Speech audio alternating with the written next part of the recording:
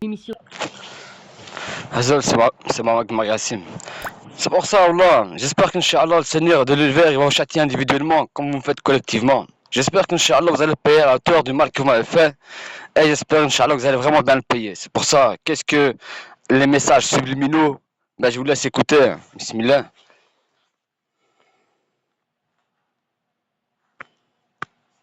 Émission de ligne ouverte. Animateur. C'est qu'il y avait ici une révolution sociale et culturelle en plus de la révolution sexuelle inaugurée par Elvis Presley. Une émission de ligne ouverte. Animateur, le père Régimbald. Sujet, le message subliminal.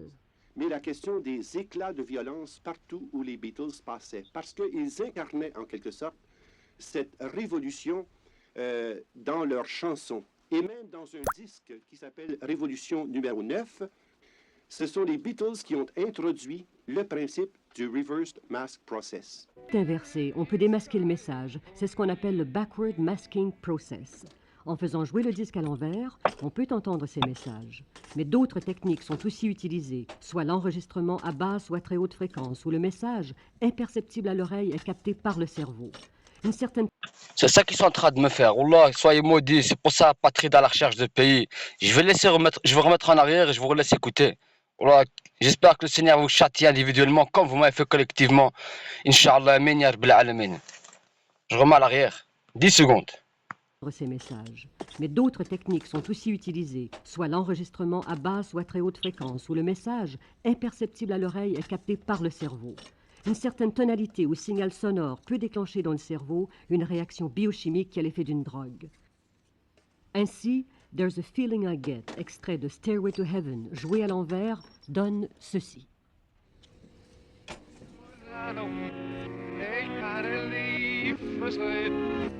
I've got to live for Satan. Je dois vivre pour Satan.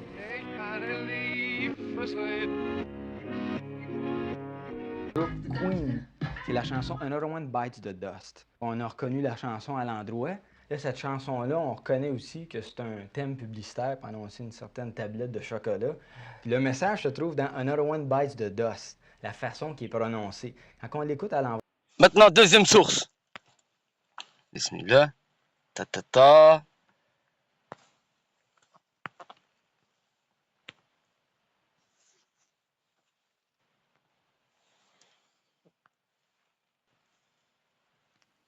Regardez bien ce qui arrive.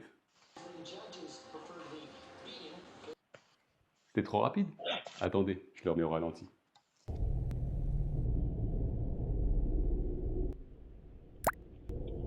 Ce que vous venez de voir, des millions d'Américains l'ont vécu en direct le 21 janvier 2007, pendant l'émission Iron Chef. Internet s'enflamme et la chaîne Food Network doit s'empresser de rédiger un communiqué pour affirmer qu'il ne s'agit pas d'un message subliminal, mais d'une simple erreur technique. Alors, ce qui m'intéresse avec cet incident, c'est pas tellement de savoir si c'était intentionnel ou pas, c'est de savoir si les messages subliminaux peuvent vraiment nous influencer. Et si oui, par quel mécanisme? C'est ce qu'on va voir. Vous regardez Vive la pub. On est en 1957 dans le New Jersey, aux États-Unis. James Vicary, un responsable d'études de marché, va faire un petit test dans des salles de cinéma. Il va insérer dans le film Picnic des messages d'une durée de 30 millisecondes disant des choses comme « mangez des pop-corn » ou « buvez du coca ». Les messages sont pas consciemment détectables, mais pourraient être perçus par notre subconscient, d'où le terme de message subliminal. Vicary constate que les ventes de coca et de pop-corn augmentent de 18 et 58% lorsque les messages subliminaux sont présents. C'est donc possible d'atteindre directement notre subconscient pour influencer notre comportement. Voilà ce qu'ils sont en train de me Les faire. résultats de Oula, cette j'ai étude besoin font beaucoup d'aide. de Oula. bruit. Et en Ah, pas 58, que dans la la CIA recherche publie payée. le rapport « Le potentiel opérationnel de la perception subliminale ». Vicary constate que les ventes de coca et de pop-corn augmentent de 18 et 58% lorsque les messages subliminaux sont présents. C'est donc possible d'atteindre directement notre subconscient pour influencer notre comportement. Les résultats de cette étude font beaucoup de bruit. Et en 58, la CIA publie le rapport « C'est donc possible d'atteindre directement notre subconscient pour influencer notre comportement. » Les résultats de cette étude font beaucoup de bruit. Et en 58, la CIA publie le rapport « Le potentiel opérationnel de la perception subliminale », qui met en garde contre les effets des messages subliminaux à caractère commerciaux sur notre comportement de consommateur.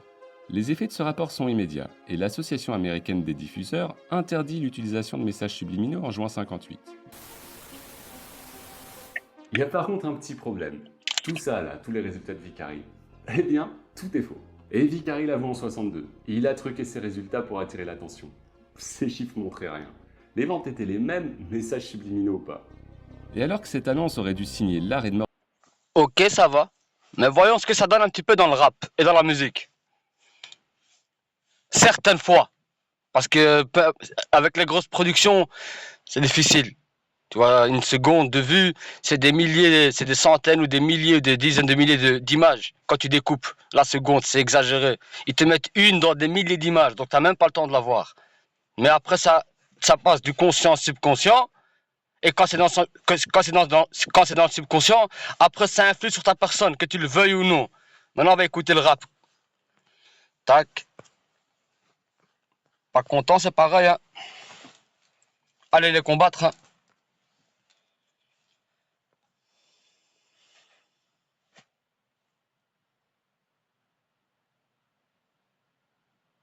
Lorsque ces 5 ou 6 lascars t'ont traîné dans la cave, petite, t'aurais peut-être dû te dire stop.